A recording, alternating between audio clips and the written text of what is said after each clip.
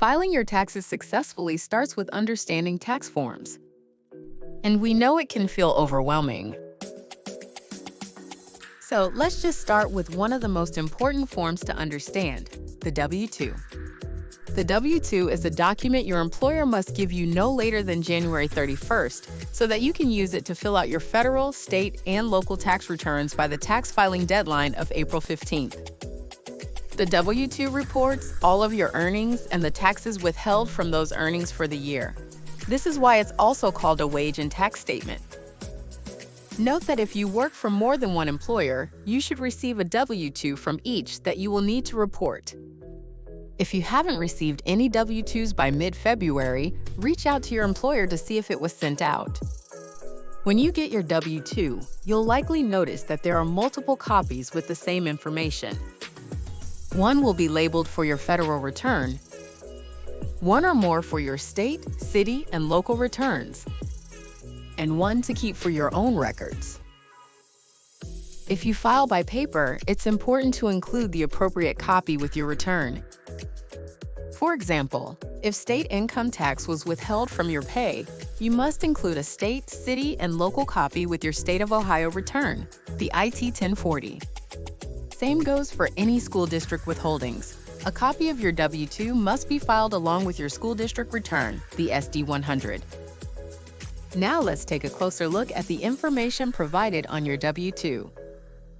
The left side, boxes A through F, include identifying information about your employer and yourself.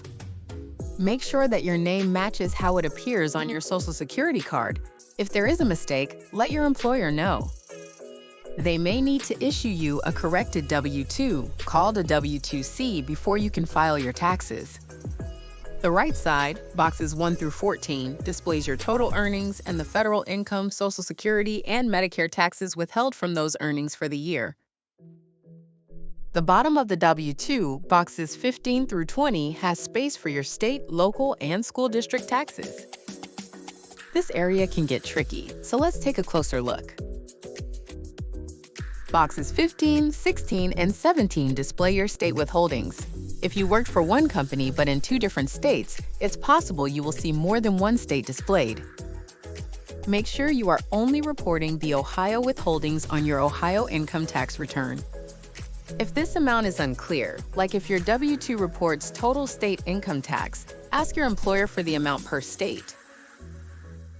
Boxes 18, 19, and 20 will display your local or school district taxes or both. Check the locality name in box 20.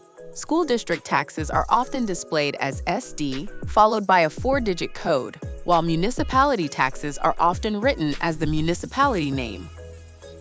Here again, it's important to only report school district withholdings on the school district return, the SD-100. Unfortunately, the locality names do not always follow this pattern. And just like state withholdings, municipal and school district may be combined together as a total. One last possibility is that your school district withholdings could be displayed in box 14.